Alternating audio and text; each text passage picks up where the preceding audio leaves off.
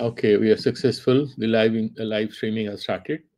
So let's look at the page that I was referring to. I'm just opening another website page. The printing is better here. Is the Kalyana Piyusha Vakya, same text, and we had done. Uh, so these Nyaya Kamata Nirasha from verse number 41st, 41 till 45. So the first sloka dealt with Nanu Bhumyadikam Mavut Paramanvantana Sataha Katham Te Bhyoto Satyam Buddhim Arohati Iti Chet. So this is the Purva Paksha which is encountered and is taken into consideration. So the Nyayika has this doubt in his mind. I'm trying to be very simple because we have already done it yesterday. In 5 minutes or 3 minutes, we'll get it done and we'll move forward. We have a much more interesting topic to deal with today. So the Nyayika is essentially trying to say that others are Karya Rupa, Karya and Karana Rupa. Therefore, you see air, water, earth, and fire. Okay, they are Anitya. But what about Akasha? Akasha doesn't have a distinction as two forms of reality called Karya Rupa and Karana Rupa. It's only one Rupa, Akasha Rupa. It doesn't have a Paramanu Rupa. Therefore, why are you thinking that it is a sattva? Buddhim arohati iti chet. And the Vedanti explains, no, no, I don't have any problem. He asks a counter question in the verse number 42nd. Atyat atyandam nirjagad vyoma yathati buddhima shritam tatheva sannira akasham kuto nasrayati matim. He's saying, if you are able to accept which is not through sensory perception, which cannot be validated, the existence of sky cannot be proved through pratyaksha pramana. If you are happy to accept it, why don't you accept the sat matra nirakasham? Why don't you look at this which is even beyond the sky, which is the brahma tattva? That is the debate. It's not that the Nyayika is questioning the existence of the Panchabhutas. He's saying, why don't you accept Akasa as Nitya? The Vedanti says, if you are able to accept the reality of Akasa, I'll take you one step further, and that is, why don't you accept Brahman? That is Sanmatra, Sat Matra, much subtler than what you think about the Akasha. Why don't you accommodate it through your logic in your brain? And then he refuses to, the Vedanti explains it with better logic. Nirjagat vyoma drishtam chet prakasa tamasi bina ko drishtam kinchati pakshe na prataksham viyat khalu. You argue, if the Nyayika ever points at the Vedanti and says, Nirjagat, it doesn't have any movement, right? The sky is not Murta Padartha, it doesn't have any physical movement. And it's very subtle, not visible to the eye or any of the Gyanendriyas. You are accessing sound through your Gyanendriya, Shravanendriya, and then doing Anumana that this Sabdashraya is Akasa. So it has to exist as a platform for the movement of sound waves. That is the Nyayika's way of proving the presence and existence. That's his way of validating Akasa Tattva, the sky reality, the reality of the sky. The Vedanti is asking, if by mistake you want to argue with me that yes, I can actually do pratyaksha of the Akasha, the sky, then tell me, can you see the Akasha without light and darkness? Because you need something to help you to see him. You need a torchlight. If you don't have a torchlight, you cannot see that. And then if you have an infrared torch, it works in darkness. But you need either light or darkness. So, how do you see that? And then, if you at all are tempted to argue with me that Akasa is pratakshataha praptaha, then you are confusing because you yourself have argued in different Nyaya texts that Akasa's reality cannot be validated with the help of the Jnanendriyas. Then pratakshatva vadhaha. Then he might around and ask another question to the Nyaya to consider Vedanti. Biyat sator indriya agocharotve samanepi sati visesam aha. The akasha is not indriya gochara, it's indriya gochara, indriya agochara. It's not something which can be accessed with your jnanendriyas. We cannot see akasha, we cannot hear akasha, we cannot touch akasha, we cannot feel the heat or existence of akasha. Our jnanendriyas don't help us. Then what do? You do anumana pramana. And he's trying to say,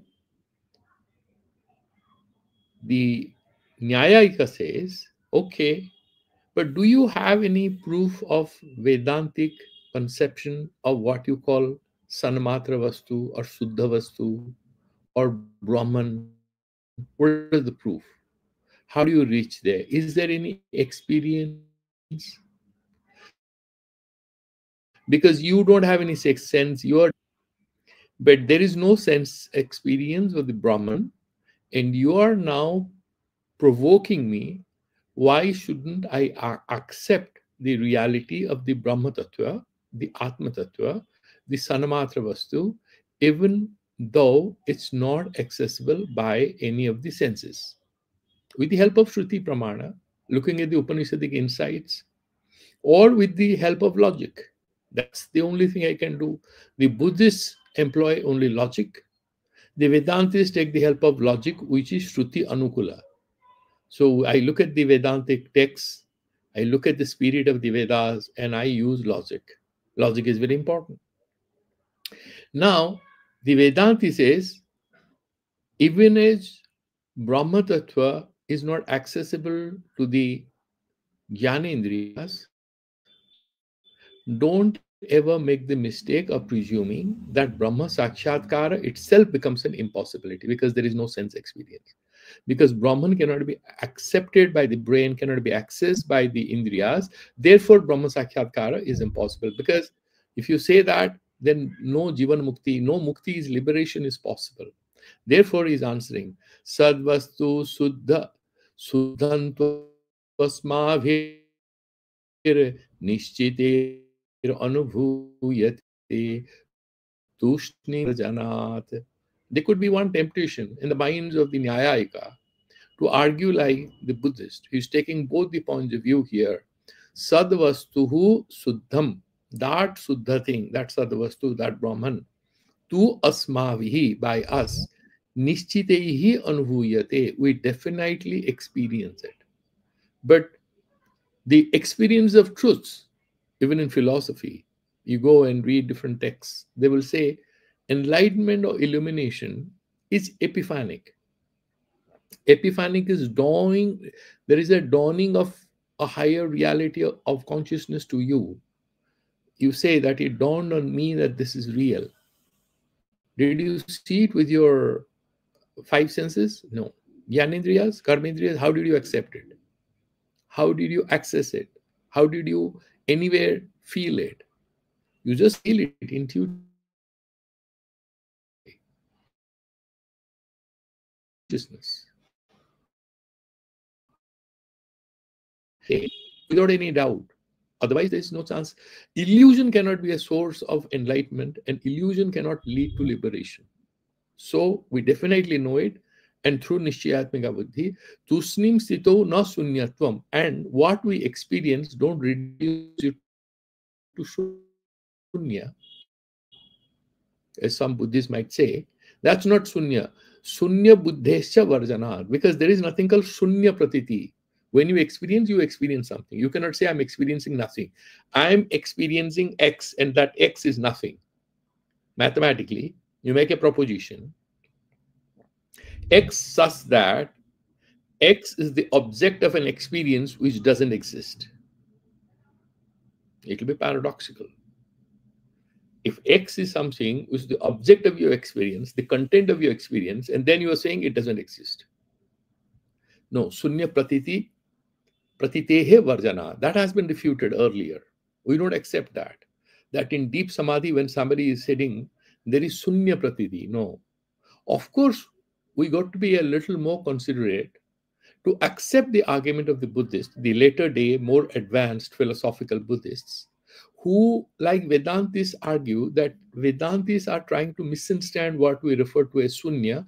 Sunya is not abhava or nothing. Sunya is a reality which precedes, which transcends, which forms a platform for this dependent rising.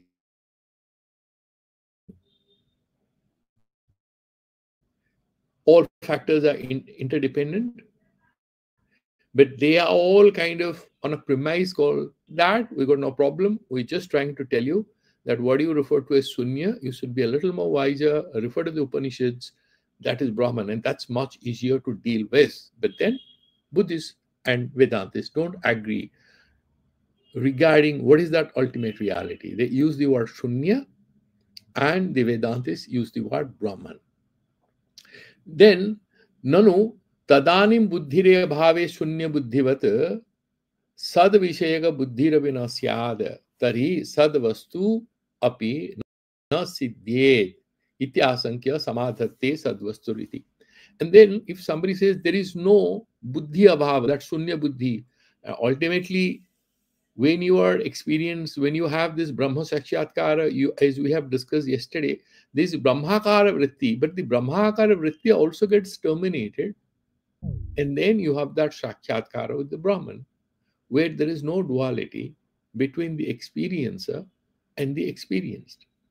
It is one compact reality of consciousness, where the Ahankara, the agency, is lost, Vritti is terminated. What remains is that pure luminosity. Very difficult to grasp when we are speaking using language. And already the Vedanti has explained to us that all that we have in our discussion has to make use of a dualist language. Because at the phenomenal level, at the behavioral level, we are trapped at a level of reality, at a level of experience, where there is agency and there is an objective experience, and therefore everything is dualistic. And at the help with this dualism, we are having a philosophical discussion, trying to make sense of what is that all encompassing pure luminosity called the Brahman. We are destined to fail. But there are ways in which we are trying to make sense of it. That is what whole book of Panchadashi is all about. We'll be using the language of dualists in order to transcend dualism and make sense of that non-dual truth called the Brahman, which is no different from our own self. Therefore, he's saying there will be no sadvastu if there is no sadbuddhi, there is no pratiti as such. Sunya pratiti is not there. But do you have any Brahma pratiti through your senses with your mind? And what about the reality of it during Pralaya? Who is there during Pralaya Kala? Who is observing? Now, the quantum physicists would say that this is an observer dependence. The reality changes. So it's called Drishti Sishtivada in Vedanta. So there is observer dependence. But who is the observer during Pralaya? What happens to Drishti Sishtivada? Srishti is essentially a result of Drishti. Whatever you see, you describe as your reality. So for any reality to exist, there must be somebody who is a perceiver, who sees. If there is no seer, if there is nobody to observe, what do you mean by reality? That is Drishti Sishtivada. The counter question is what happens during Pralaya, because there is no one there. What about galaxies where there is no scientist, no physicist? Does it exist or it doesn't exist? What was the nature of reality? Did any reality at all exist prior to Big Bang? There was no one. None of us were there. And what about reality which succeeded the Big Bang for millions of years? Because we came into being and we understood a bit of physics only in last few decades, maybe a century or so, maybe 2 centuries. We have been very smart with our understanding of cosmology. What about prior to that, when we had no understanding? Did the cosmos exist or not? So there is a question.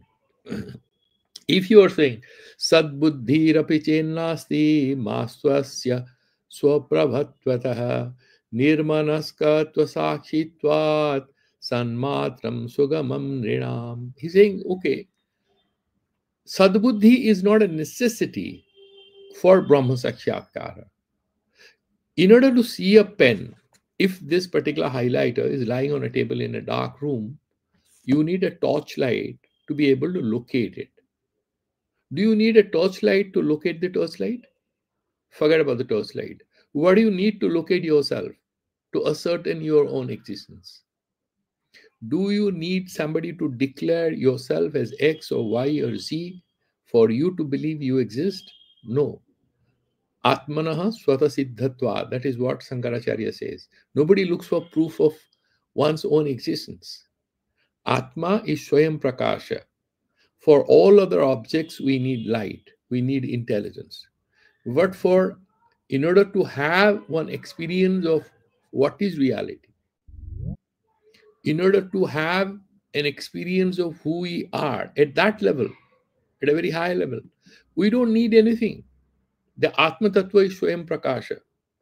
It's again very difficult to make sense at an intellectual plane, because at an intellectual plane or even at a yogic plane, through bhakti, through meditation, through yoga, Vedanta says you will never grasp this ultimate truth. These are means to reach that ultimate truth.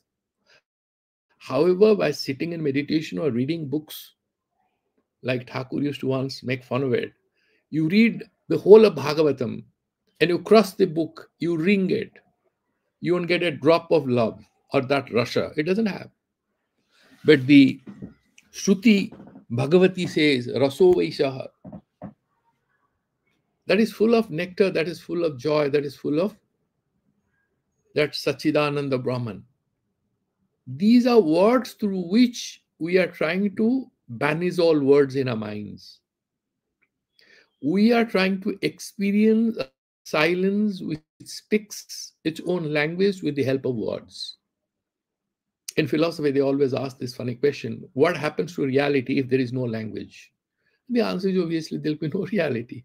Because for there to be any reality, you have to be able to describe there is something.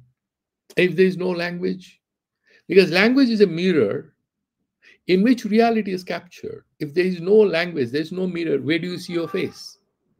Now the question is, do you exist without the mirror? Of course you do. You intuitively know that you. Therefore, this Atma Sakshatkara or Atma Vijnana is not a Buddhi Sapeksha. It's not dependent on intellect. It's not Yoga Sapeksha. It's not Karma Sapeksha. And it is also not, what do you call, Pratya Sapeksha or Prataksha Sapeksha or Anumana Sapeksha. There is absolutely no way to believe that for Brahma Sakshatkara to be possible, you need to have a very sharp brain, you need to have sound senses, you should have a very good understanding of logic. No. All these are means, these are very helpful. But we are talking about that ultimate thing that is experienced not because of these are useful for us. A good brain is very useful. Understanding of logic is very useful. Obviously, if there's a bright student of physics, he will finish a philosophy book much faster. And if there's somebody who is very good in literature, a very difficult, description, you may struggle with language. But there is a student of literature, she finds his game, she enjoys. Ah, what a way. You are struggling, but she's enjoying it because she's a master of language. These are all useful for whom? For us. At what level? When we are dealing with truth at a level of duality through intellect, through our emotion, by meditating, doing bhajan and all that. But once we have that escape velocity, like you have this gravitational field, and then there is acceleration, and then you shoot a rocket, and the rocket is shot, and one it reaches that escape velocity, there's no return. Gravitation does ceases to work on it. Whatever velocity has gained, at that velocity it moves forward. Then of course you have a lot of maneuvers to do. Similarly, once we reach that escape velocity, in our strive to realize the self. Once we are there, that is nirapeksha. There is no need for any brain or any senses.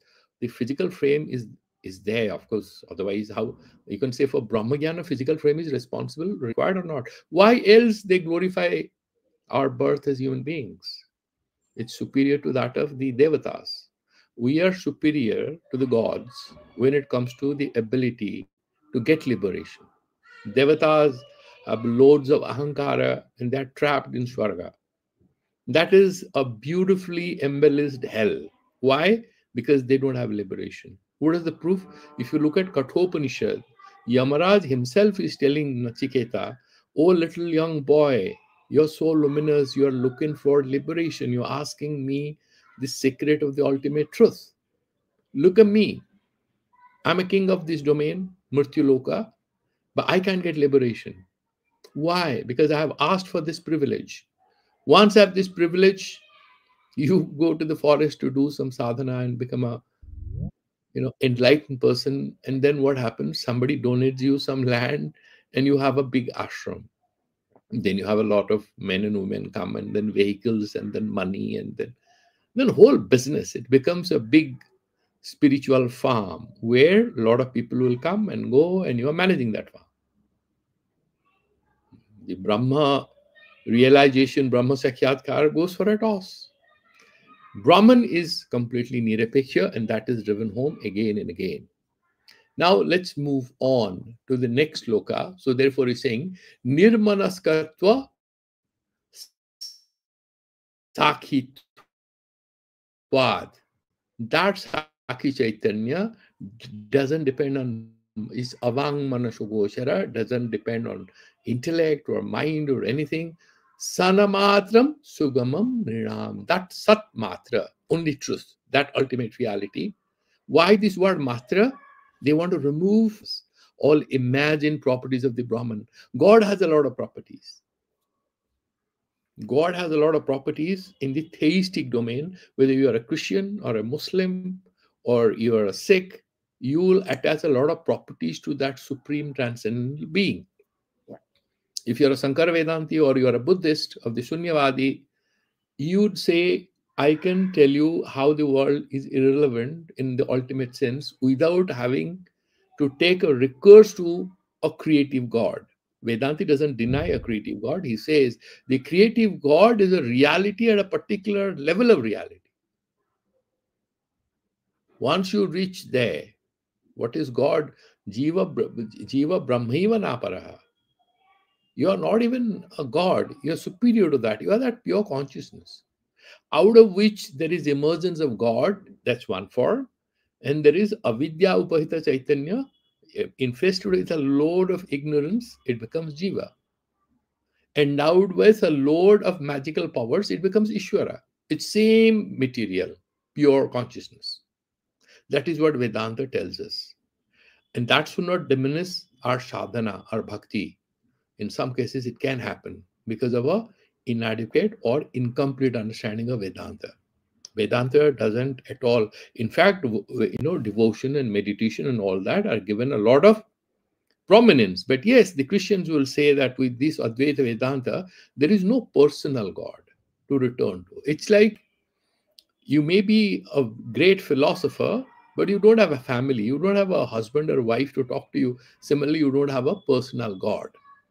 The Buddhists or the Advaita Vedantists, they know that they are talking about the subtlest reality which cannot accommodate. And these all conflict in the samsara because of these theistic conceptions of God.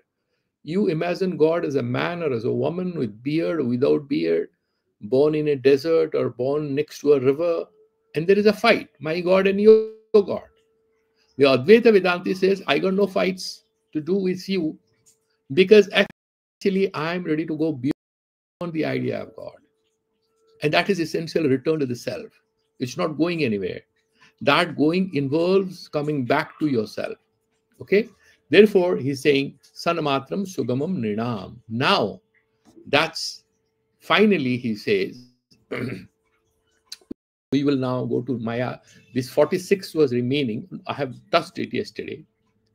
Manojumbrhanarahitye yatha sakshi nirakulaha maya jumbranatah purvam sattatheva nirakulam. Now it is about the question about what about reality during the pralaya kala, which means prior to creation happening, prior to manifestation. Mano jumbrana rahitye, when there is no vistara, no expansion of the consciousness in the form of this expansion of consciousness manifestation. What else is it? Yatha sakshi nirakulaha, the witness when you are thinking about your children, your son's examination, your daughter's health. You have a sister who has called you twice and you haven't responded to the call. You're anxious. Why she called me twice? All these problems are with you. Or you are wasting time watching television, some political issue. Who is going to win the election in X and Y state or province? All this is Vistar expansion of the individual unit of consciousness that you are. But when you are in meditation, what happens to you? Maya jumbranatah purvam tat tatheva nirakulam. The way when you are in deep meditation, there is consciousness, but it's not tagged with, attached to any particular manifest reality, any subject matter. It's not entangled in anything. Why? Because there's nothing to get entangled with. Similarly, prior to pralaya, prior to srishti, which means in the pralaya dasa, what happens there? Tat tatheva maya jumbrunato. You see, slowly he is now introducing the concept of maya, where we are going to make an entry today. So in pralaya dasa, there is only that sanmatra vastu. There is no creation because that sanmatra vastu is not expanding. The Upanishads say, Aham bahushyam prajayeya jaya me syat. I need a wife. I want a good. It's beautiful if you look at this. In Brihadaranyaka Upanishad, there are a lot of meditations. I would say these are metaphoric, allegorical meditations in the Vedas about creation. There is one story about Lord Shiva, why his name is Rudra. There are two stories. One story says Lord Shiva was alone, he was little child, and there was no one, therefore he cried. Therefore, he is because he cried, he's called Rudra. The other one is he's a very compassionate person, he's Asutosha. Lord Krishna demands Chappan Bhog, you have to have long list of recipes for him. And go to Jagannath temple, how much food is cooked for him every day? A very demanding person. He is a king, Dwarakadhis. So you have to be very, you have to be up to mark to satiate him. If you are a Devi Bhakta, she doesn't, but she has her own rules and regulations. You have to offer bhojyam, right? Bhaksha bhojyam. So you have to have some dry fruits and some laddus and then bhojyam. So you have to have some kheer or payasham, some milk, panchamritam, all that have to be offered. And if you are a Bama Margi, of course, some people also do animal sacrifice and all. But Sattvic thing that you need to offer are fruits and sweets and milk and some pudding and stuff like that. What about Lord Shiva? Poor fellow, he says, "Oh, give me 3 belpatas if you can, and one tweak of belpatas, put a glass of water, Gangajal, I'm happy. Ashutosha. Easily satiated. Bhagavan also says in Bhagavad Gita, Patram Puspam Phalam Tvoyam. But we people want to over impress the divinity for our own material gain and benefits, and therefore we do all kinds of pujas. He's saying that when God manifests, he takes the benefit of Maya. In Pralaya Kala, the Maya is not brought into picture. So the stories about Srishti, how did Srishti happen? A very powerful question. And there are multiple answers to it. So in the Brihadaranyaka Upanishad, for example, there is this statement, he's saying, Ekaki naramate. Why did God create? Because how do you love if you're alone? There has to be some diversity, some difference. For love to be possible, there's a man and there is a woman. The man loves the woman or the woman loves the man. If the girl is alone, whom does she love? I mean, this is a limited conception of what love is. So she needs a partner, she needs a friend. The man needs a girl, the girl needs a boy, all these stories. Now, Srishti happens. How does it happen? With the help of Maya. Because Maya Upahita Chaitanya is what we refer to as Ishvara. The question will now come, this Maya is same as Brahman or is different from Brahman? Number one. What is the swarupa of this Maya? Number two. Number three, what Maya is like? What is the Lakshan? How do you define? How do you make sense of Maya? These are 3-4 questions which are being answered in this set of slokas we are entering. Just give me one minute. I'll just switch off the tap, which is making some noise. Give me 1 second, please.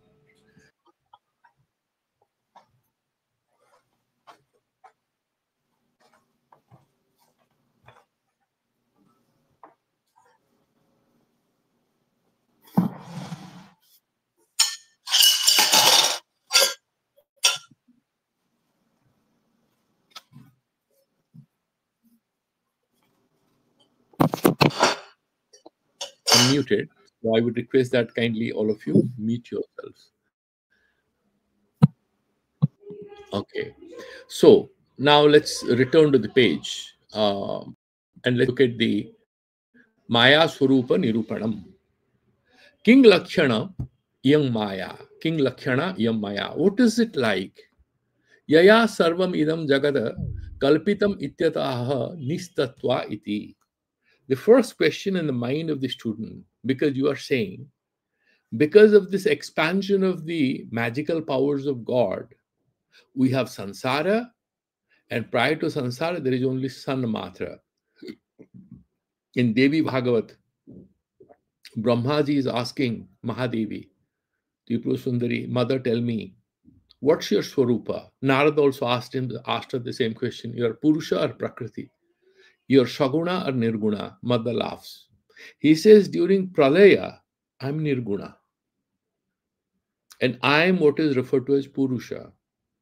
And then that Maya Sakti is what I am referred to as Prakriti, because everything is me. During Srishti, I'm Swaguna. Why? Because there's a creator. I'm creating, I'm managing.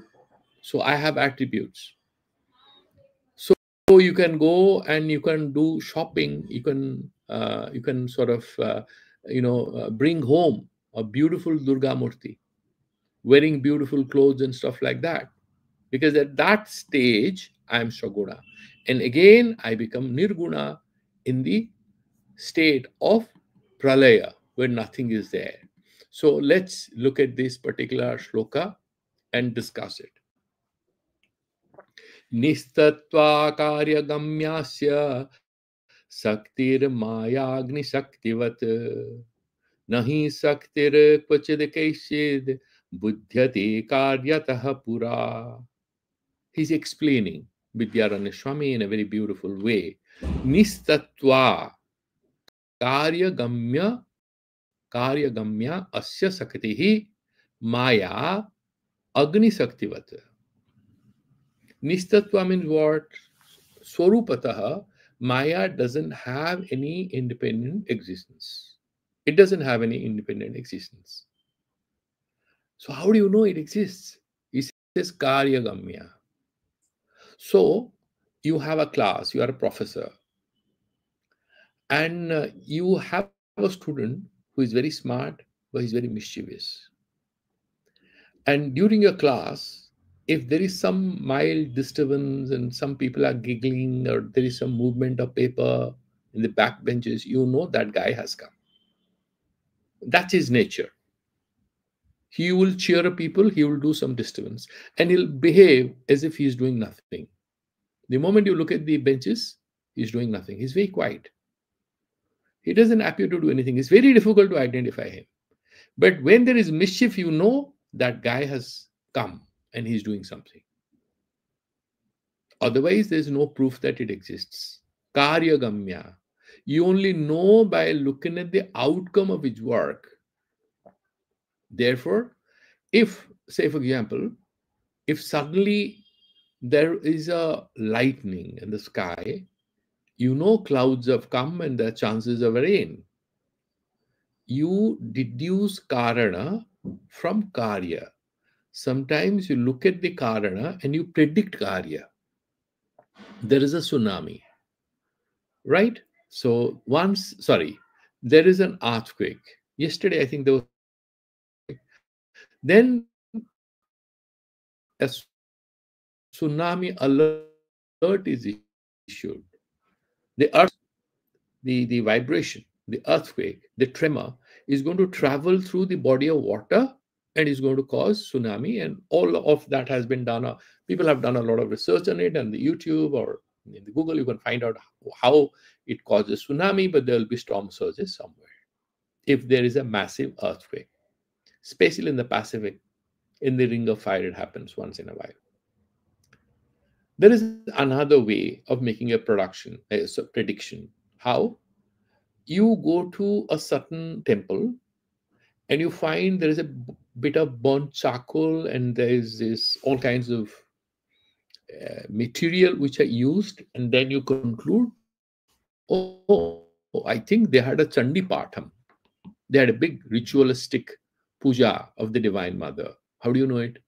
Because you see all these symbols that something has happened there, right? So proactively or retroactively, you can draw conclusions. Here, the Maya, you cannot predict what it will do. It's agatana ghatana patiyasi. What no one can do, it can do. You cannot predict what Maya can do. Is that magical power? How do you know it exists? By looking at the work. Give me an example. Agni Saktivat. The example is the way fire has the ability to burn, the power of heat it has. That Agni Shakti is hiding in the fire. Agni Shakti is not visible. You see the flames. But if you put your finger on it, what happens? The child and us, what is the difference? The child is attracted to the luminosity, it doesn't know the fingers are going to burn. So sometimes it touches the lamp or the candle and burns its fingers. We don't go near it. Because even if we do not see the burning ability of that flame, we know it has that ability. It has that power. Agni Saktivat. Nahi Sakti Kvachida Kaishit.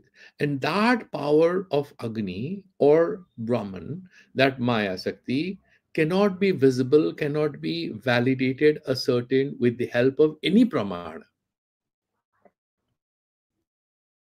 any epistemological means. The energy or that potency can never be anywhere buddhyate karyatah pura. Till the work is done, till the outcome is evident, you cannot make any conclusions about the presence of the material cause. Only when something happens, there's a terror attack, then immediately you find out who are the sleeper cells, and it takes you weeks. Sometimes you don't find it immediately. But when there is a karya, you know there was a karana, there was a cause. Similarly, therefore, asya satah saktihi maya iti uchyate. Maya is the power, the potency of Brahman. Now, these are some theoretical concepts about Maya. Keep it in mind. A lot of people have done a lot of research. So, Maya is that potency of Brahman. Sa nistatva yathartha swarupa vidhura. Nistatva means what? Swarupatah, it doesn't have any reality. It cannot exist. Yathartha rupa vidhura. Nanu. Yathartha rupa bhave tasyaha abhava eva syad ityataha. You're saying it doesn't have swataha. Agnehe dahakatvam nasti. Can Agni's dahakatva exist without Agni? Ask yourself. Can the ability to burn exist anywhere without fire? No, when you have fire, ability to burn will be there, coterminous with the existence of fire. So that dahakatva is banyashrita. You require fire to support that potency. You need electrical circuits to support electric current. Electric current cannot be there without the circuits.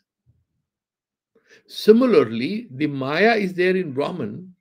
It doesn't have any existence of its own. That's one way to make sense of it. Ityataha.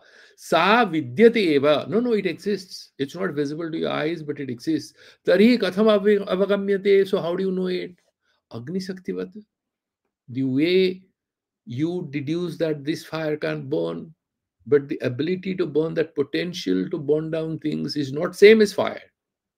The potency is different from where the potency is established. Agni Shaktivata. Spotadi Karya Lingena. When there's a flame and you have these tiny, specks of fire, it sort of jumps around and flies in the air. It has that dahakata swakti. It's evident one particular tiny particle touches your skin. Doesn't burn down anything, but you feel the tiny, that micro feeling of that heat. You experience it. Yatha Agni Sakti Anumiyate, the way you experience and conclude the ability of fire to burn, Tatha Eva Sakarya Gamya Vyadadikaryena Gamya Anumeya. Gamya means what? You can go? No, Gamya means Gati is also Jnanarthaka. Avagamyate means knows. Durgama means you do. Durgam can means very difficult to cross, traverse through. It can also mean very difficult to understand. So karyagamya. So you look at the conclusion, the outcome, and then you deduce this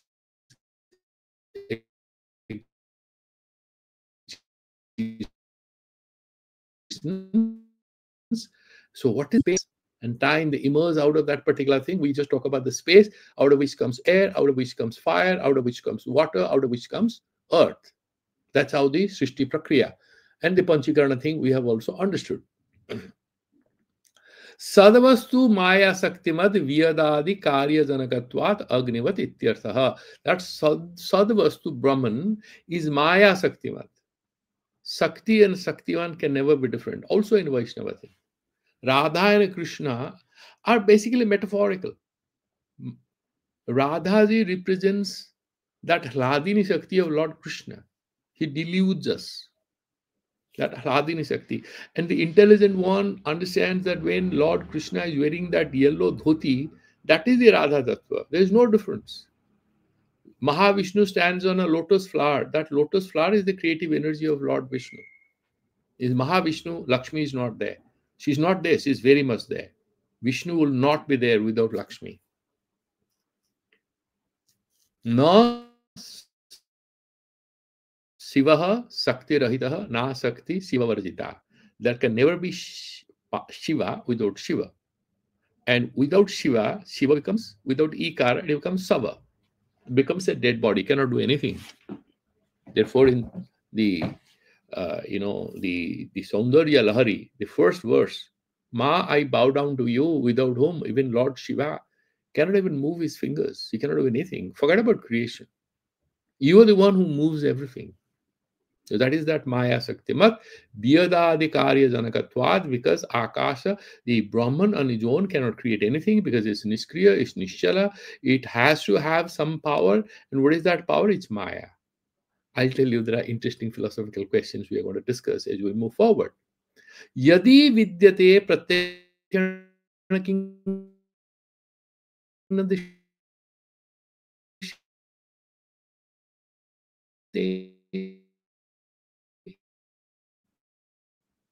the student is asking, oh, really? 1.5 decades back. The girl was about 2 years of age, and the boy was about 3.5, approaching 4. And he used to watch a lot of these cartoons and TV serials and used to read. He was about 5, but he had started reading a lot of comic, these Amar Chitra Kathas and all. And he used to watch a lot of television sets. And he was explaining to her, you are a girl, and therefore, there is Ma Kali or Mahalakshmi in you. And I'm a boy. And therefore, God is on all of us. So who is in me, Lord Shiva or Lord Krishna? You can take any name, makes no difference. That much wisdom he had garnered from these comics and from these TV serials. The sister is very funny and she's very iconoclastic. And she's asking the question, oh, really? So Lakshmi or Kali is hiding in me. You believe that? Yeah, that's true. Then she asks, but she never comes out. And this little brother who had picked up a few ideas from TV serials, he's at his wits' end. He doesn't know how to answer it. He says, no, but I have never seen her come out. You have seen Lord Shiva or Krishna come out of you? Then the boy is saying, no, no, if you ask questions like this, you will not understand. The Ishvara Tattva is very difficult, But he's not that wise. He's saying, no, don't ask foolish questions. You just have to believe certain things. And the sister herself answered it, which was hilarious. She said, who is not scared of Mama? Mama is such a big threat to everybody's peace at home. You study these, you keep it clean, go sit there, do that. And maybe he got a bit of scolding, so they don't want to face Mama. That's why they are not coming. Now I know the conclusion. I accept Radha or Lakshmi or Kali exists in me, but she will not like to face Mom because Mom is a dangerous animal at home because she is a strict disciplinarian, Indian mother. Now, the Tarkika has a similar question. He's saying, Yadi vidyate pratyakshena kingna drishyate. You are saying Maya exists. And Brahman is Maya Saktimat. He has this Maya Sakti. Then tell me why we cannot see that. Ityataha, therefore he answers, Sakti Kvachit yada kadapi kaishchid api karyatah pura prak karyotpatehe na buddhyate na jnayate. You see, my brother, it's a very confusing thing. You are raising a very confusing question. You cannot see the potential in a person till it has manifested itself. There is a little girl. How old is she? 6, going to school. You know she will become a mother. How do you know? Until she is married, has a child, you don't know she's a mother. Now she has motherhood. We all address little kids as mothers. We worship them as divine mothers during Navratris. Similarly, there's a little boy who is born. The Purushatva, we only attribute it's a male child. What else is there except that attribution? Only when that guy grows up, becomes a man, finds a job, finds a partner, can he be a father. The fatherhood is there in a seed form in him. It may or may not materialize during his lifetime. Therefore, wherever you go, there's this beautiful saying about Coleridge. Coleridge, apparently, a lot of people believe, I also believe, was far more creative than Wordsworth. But he was not so popular. He was not so well known. He was not so famous as Wordsworth because they say that Coleridge wrote more books in his mind than on a paper because he was extremely imaginative and creative, but he didn't have the discipline to sit down and write. Except the ancient mariner, there are not too many works for which he is famous. But you look at Wordsworth, and he was having the discipline to sit and write. A lot of such people. It's like, so you have T.S. Eliot, and he wrote, but then you have Ezra Pound, who sort of edits his poems and gives it a shape, and he becomes world famous. Nobody knows about Ezra Pound's contribution to the greatness which is attributed to T.S. Eliot. So there are stories behind it. But end of the day, that greatness or potential is visible only when you have expressed it. Prior to you express your greatness is just a presumption or faith in your mother and father and the person who loves you. They know you are great. In a very limited circle, they'll love you, but your greatness will find acceptance or validation only when you have produced something.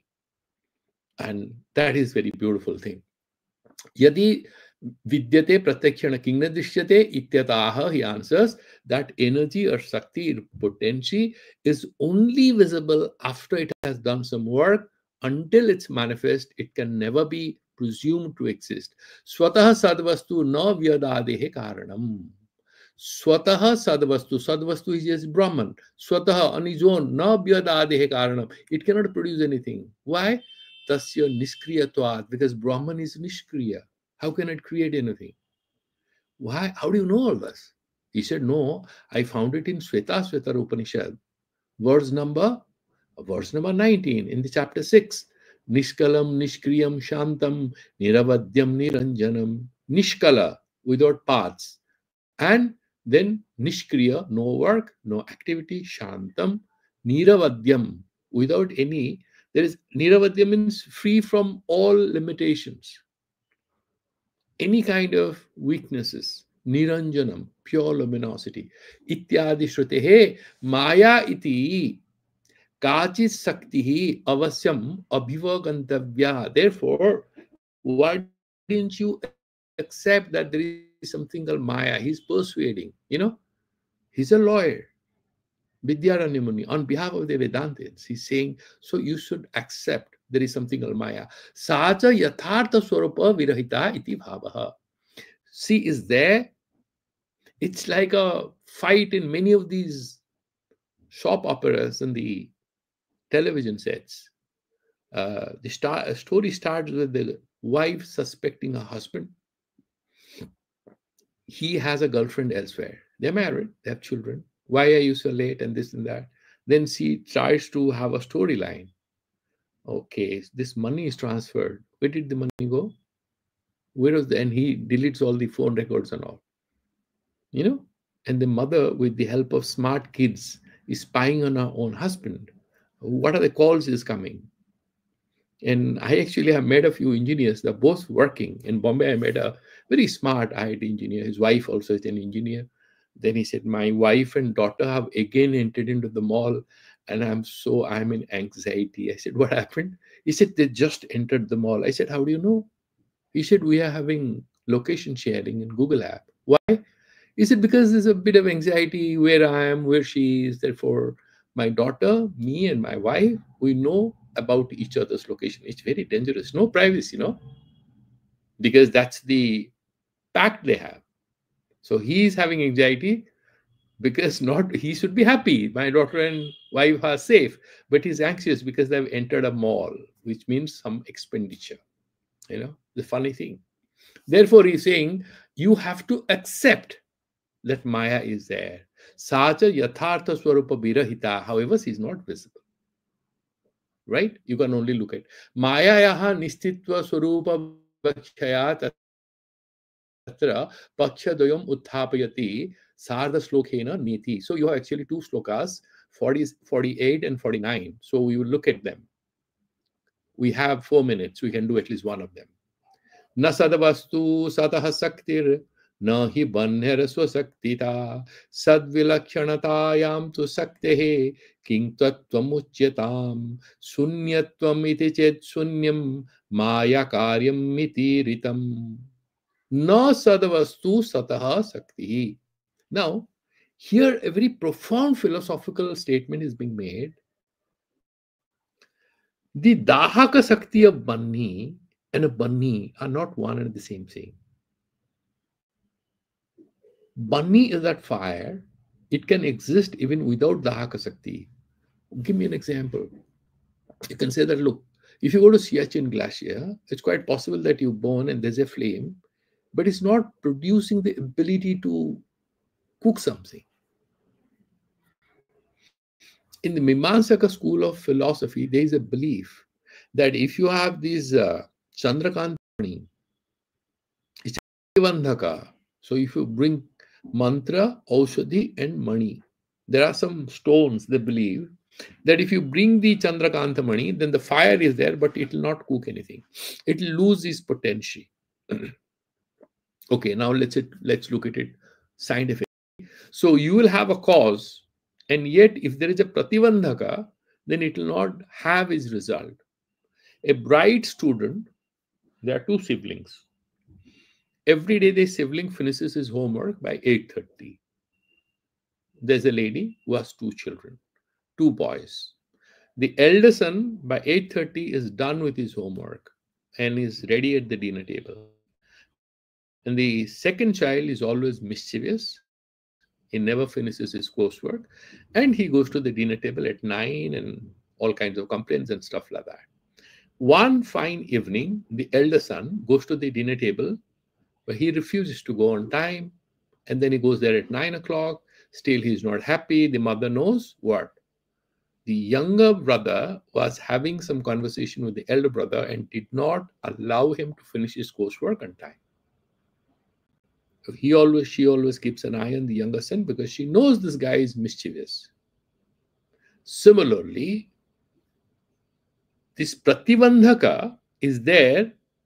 The son has not lost his brilliance. The ability to finish his coursework by 8:30 is there, provided the younger brother is not creating any problem. The younger sibling is the elder brother. I can't avoid the little brother, but he will disturb.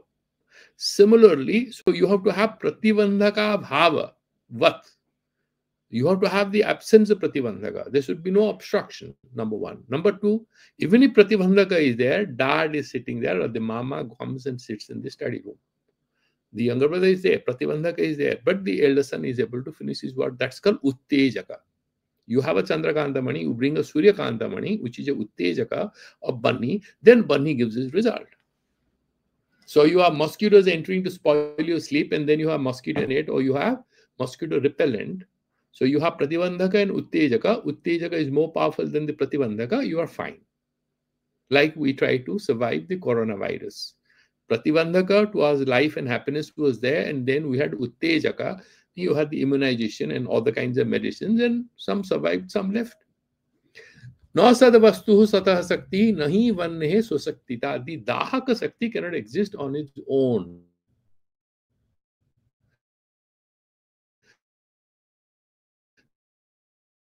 Sad vilakshanatayam. On its own, Swarupataha, Dahaka Sakti cannot exist. Maya Swarupataha is not a Tattva. It's also not Asat. Why? If it is Asat, then how can Sansara be possible? Out of nothing, something cannot come out. Nasuto Vidyate Bhavaha. That we'll discuss. Therefore, here what he is trying to say in very simple, then tell me, Saktehe King Tattva Muchyatam. So, how do you define what is Maya Sakti? Sunyatvam iti chet sunyam maya karyam iti ritam. And then if you say Maya is sunya, then then sunyam maya karyam. Sunyam maya karyam. You had actually refuted all that a little while ago. The Buddhists, when he said this is maya karya, the Vedanta had said you live long because you are coming to our way of thinking. That sunya is not nothing. Therefore, where are you going? And then he will answer that in the next verse. I'm just touching it. Na sunyam napi sadyadrak tadrak tattvam ihesyatam. That Maya Sakti is not sunya, refuted. Napi sad, it's not sat. It is also not asad. Neither sat nor asad. It's sat, asad, vilakshana. It is anirvachaniya, hard to describe in language. And how is it hard to describe? We'll take it up in the next class. Let's do the Santi mantras here. Om Purnamadaha Purnamidam Purnat Purnamudachyate Purnasya Purnamadaya Purnameva Vasishyate. Om Shanti Shanti Shanti. Sri Gurubhyo Namaha Harihi Om Tat Sat. Any questions?